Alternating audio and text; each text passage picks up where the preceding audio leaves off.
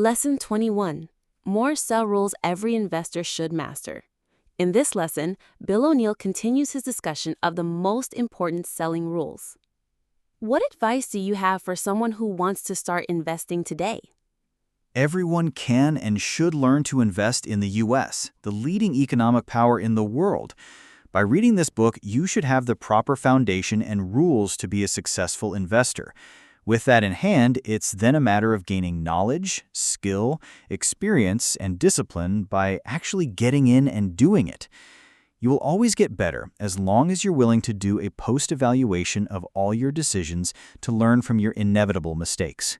Never let yourself get discouraged by temporary setbacks.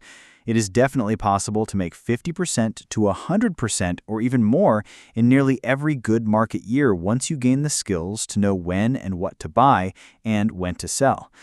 You may want to consider rereading this book several times to remind yourself of the rules. What other selling rules do you have? Here are some additional selling rules to help you nail down big profits. 1.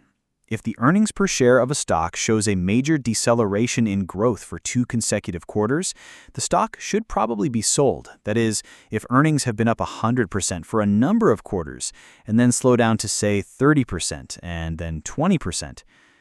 2. If your stock breaks out of a chart base and the daily or weekly trading volume is less on the day or week it breaks out than the prior day or week, it is showing poor demand at a key point, and the stock should, in most cases, be sold. Volume should be up 40% to 50% or more than its average daily volume. 3. If a stock breaks out of a base pattern on substantial volume one day, but immediately fails to follow through and then goes down in price on increased volume for several days to the point where it may be 4% or 5% below the breakout or pivot point, it could indicate a faulty price pattern. The stock, in most cases, should be cut back or sold. Don't be discouraged. You can't expect to be right every time. 4. If your stock has advanced a significant distance over many months and has formed several bases during the process, the 4th time the stock breaks out of a base, it should probably be sold.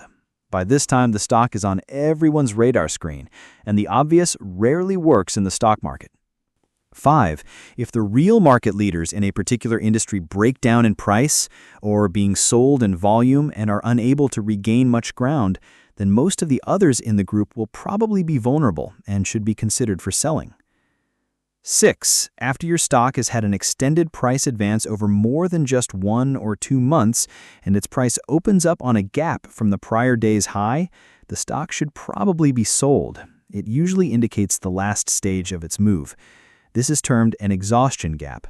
However, gaps that occur closer in time and distance to a sound base pattern are not normally a problem, so be sure not to confuse exhaustion gaps with gaps that occur in the early stages of a breakaway move. 7. Sometimes if a stock closes down in price on the largest one-day volume since the beginning of its long price advance over many months, it could be a warning sign for you to consider selling. 8. Sometimes I'll sell a stock with a profit because it moves up in price less than another stock I'm holding. The money in it can be used in the better performing stock. Once, in the last half of 1990, I sold a position in Home Depot, an excellent company that I bought at just the right time and one I was certain was going to double in price. I wanted to buy more Amgen with the money. It was acting relatively stronger, had bigger earnings projections, and the potential to triple in price. This is a rare move, but it illustrates how you must learn over a period of time to sense which of your stocks is your real market leader. What is the best way to improve your ability to sell stocks? Get into the habit of doing an analysis every year of all your buy and sell decisions. Get a chart service and plot where you bought and sold each of your stocks.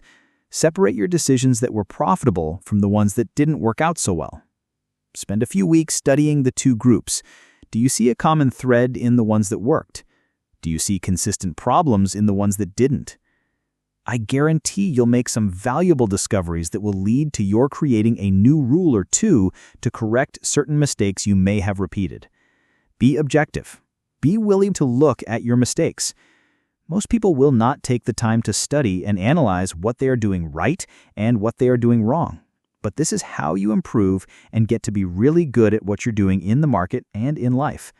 Personal opinions, pride, ego, and the desire to save face and prove you're right have absolutely no place in the stock market and will cost you dearly. So you'd better learn to objectively analyze your mistakes. It's never too late to learn. If you like the video, please click the like button below and subscribe to the channel. Summary. 1. Sell a stock if the earnings per share shows a major deceleration in growth for 2 quarters in a row. 2. If your stock advances a significant distance over many months and has formed several bases during the process, the 4th time the stock breaks out of a base, or 4th stage base, it probably should be sold. 3. Sometimes you should sell a stock because it consistently moves up in price less than another good stock you're holding.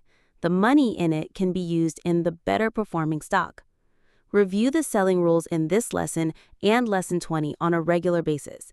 Learn them and commit them to memory.